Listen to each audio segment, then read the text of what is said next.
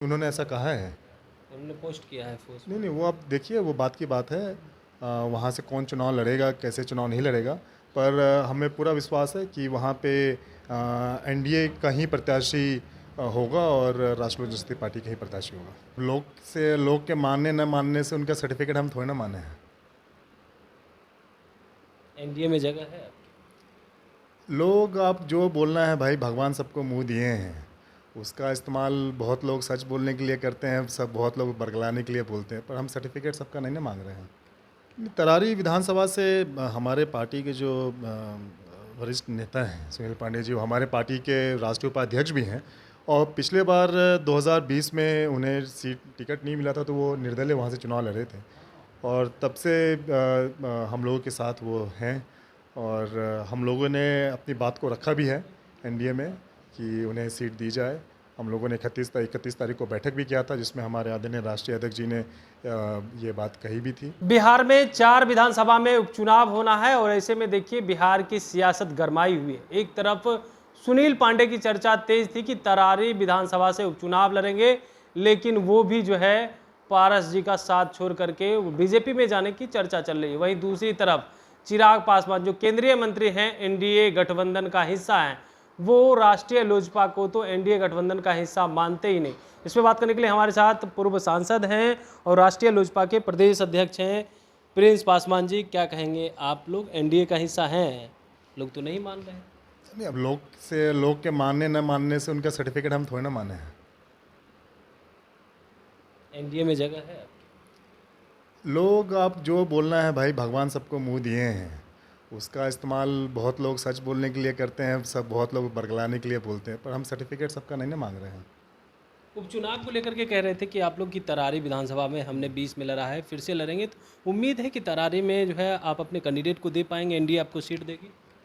तरारी विधानसभा से हमारे पार्टी के जो वरिष्ठ नेता हैं सुनील पांडे जी, वो हमारे पार्टी के राष्ट्रीय उपाध्यक्ष भी हैं, और पिछले बार 2020 में उन्हें टिकट नहीं मिला था, तो वो निर्दलीय वहाँ से चुनाव लड़ रहे थे, और तब से हम लोगों के साथ वो हैं।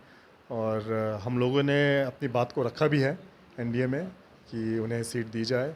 हम लोगों ने 31 तारीख को बैठक भी किया था, जिसमें हमारे आदरणीय राष्ट्रीय अध्यक्ष जी ने ये बात कही भी थी, और बातचीत चल रही है। और जितने भी 4 विधानसभा के जो उपचुनाव हैं, उस पर मंथन हो रहा है कि कौन कहाँ से अपने उम्मीदवार उतारेगा। एनडीए का ही उम्मीदवार रहेगा, और इस पर राष्ट्रीय लोक जनशक्ति पार्टी भी रेस में है। लेकिन सुनील पांडे तो बीजेपी में जाने की बात कर रहे हैं, वहाँ शामिल होने की चर्चा है कि वो अब आप लोगों का साथ छोड़ करके वहाँ शामिल होंगे। नहीं, उन्होंने ऐसा कहा है। उन्होंने पोस्ट किया है फेसबुक। नहीं, वो आप देखिए, वो बात की बात है। वहाँ से कौन चुनाव लड़ेगा, कैसे चुनाव नहीं लड़ेगा, पर हमें पूरा विश्वास है कि वहाँ पे एनडीए का ही प्रत्याशी होगा और राष्ट्रीय लोक जनशक्ति पार्टी का ही प्रत्याशी होगा। इन दिनों जो है एक घटना चर्चा में कुछ ज़्यादा ही है, महिला डॉक्टर के साथ जो कांड हुआ है बंगाल में, उसको लेकर के पूरे देश में उबाल सा और डॉक्टर सब न्याय की मांग कर रहे हैं। सबसे पहले आप उसको किस रूप में देख रहे देखिए, हैं? बहुत ही शर्मनाक घटना है ये।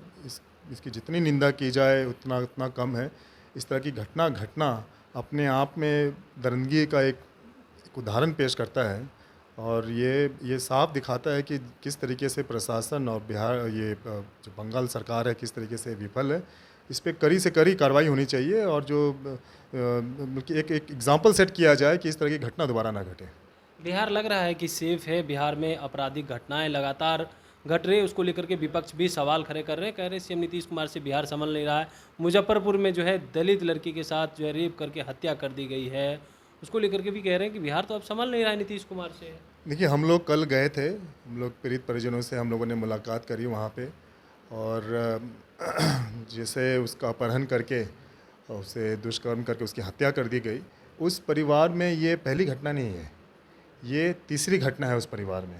एक दलित परिवार, गरीब परिवार, पहले उसके दामाद को मार दिया गया, 6-7 साल पहले की बात है, और फिर उसके बाद उसके बेटे को मार दिया गया। अब उसके परिवार में ये तीसरी घटना ये घटी है।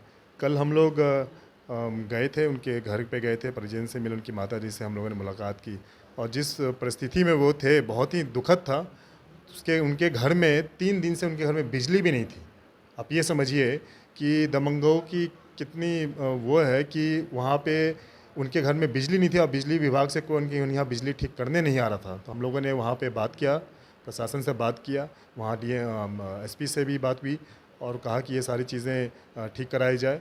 और देखिए, कहीं ना कहीं इसमें आपको जिम्मेवारी लेनी पड़ेगी। अगर इस तरह की घटना घट रही है प्रदेश में तो आपको जिम्मेवारी लेनी पड़ेगी, इस पर कार्रवाई करना पड़ेगा। सीएम नीतीश कुमार जिम्मेवार हैं? देखिए, प्रदेश के मुखिया वो हैं, तो इसके ऊपर कठोर कार्रवाई करना उनकी जिम्मेवारी बनती है। अब जिम्मेवारी की बात कर रहे हैं, चिराग पासवान भी कह रहे हैं कि हम सीएम नीतीश कुमार से मिल करके उन्हें जो है न्याय दिलाने का काम करेंगे। तो आप भी जाएंगे? आपके भाई जा रहे थे। आप देखिए, हम तो वहाँ पीड़ित परिजन से मिल के आए हैं।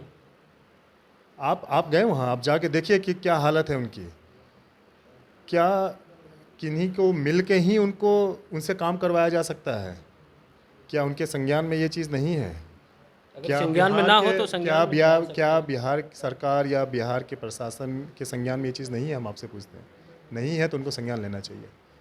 गलत है, जो हो रहा है बिहार में, गलत हो रहा है। बिहार में आपराधिक घटनाएं नहीं रुक रही है, लग रहा है आपको? देखिए, ये होनी नहीं चाहिए। अगर हो रही है तो इस पर कठोर कार्रवाई होनी चाहिए। बिहार में एक ही पुल 3 बार गिर जाता है, उसको अब किस रूप में देख रहे हैं? देखिए, हम तो कहेंगे कि इस पर जांच होनी चाहिए।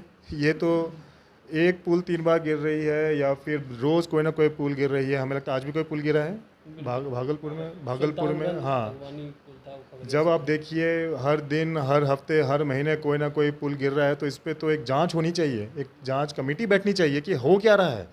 और 1 महीने के अंदर या 2 हफ्ते, 3 हफ्ते, 4 हफ्ते या 2 महीने, जो भी हो, इस पर कमेटी का रिपोर्ट आना चाहिए कि भाई हो क्या रहा है। क्यों पुल दिन पे दिन गिरते जा रहे हैं, वो भी बिहार में बन नहीं रहे हैं, पुल पहले गिर रहे हैं। इस पे जांच होनी चाहिए। इसमें भ्रष्टाचार लिप्त है और इसका खुलासा होना चाहिए। बिल्कुल। एक आखिरी सवाल लेंगे प्रिंस जी।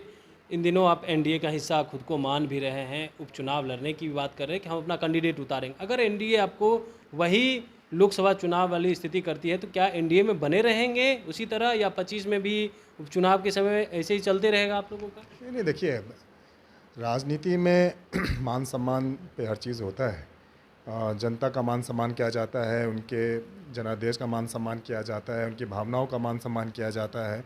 हमारी पार्टी, राष्ट्रीय लोक जनशक्ति पार्टी, हमारा संगठन हर जिला में है। आज हम लोगों का जिला अध्यक्षों के साथ बैठक भी था, समीक्षा भी हम लोगों ने किया। हमारा संगठन सब जिला में है और हम लोग हर जिला में चुनाव लड़ने के काबिलियत रखते हैं। अपने कैंडिडेट को जिताने, अपने गठबंधन के कैंडिडेट को जिताने के लिए हम लोग काबिलियत रखते हैं और हमें पूर्ण विश्वास है कि चारों सीट पे एनडीए का जो प्रत्याशी होगा उस पे हम लोग जीतने का काम करेंगे। बिल्कुल। तो आप सुन रहे थे, क्या कुछ कह रहे थे राष्ट्रीय लोजपा के प्रदेश अध्यक्ष हैं, पूर्व सांसद प्रिंस पासवान जी। उन्होंने कहा है कि देखिए, हम लोग एनडीए का हिस्सा हैं, किसी से सर्टिफिकेट लेने की ज़रूरत नहीं है। वहीं पे 4 विधानसभा में उपचुनाव होना है, उसको लेकर के भी कहा है कि हम लोग मजबूती से लड़ेंगे और वहाँ जीत दर्ज करने की कोशिश करेंगे। कमलेश कुमार, लाइव बिहार, पटना।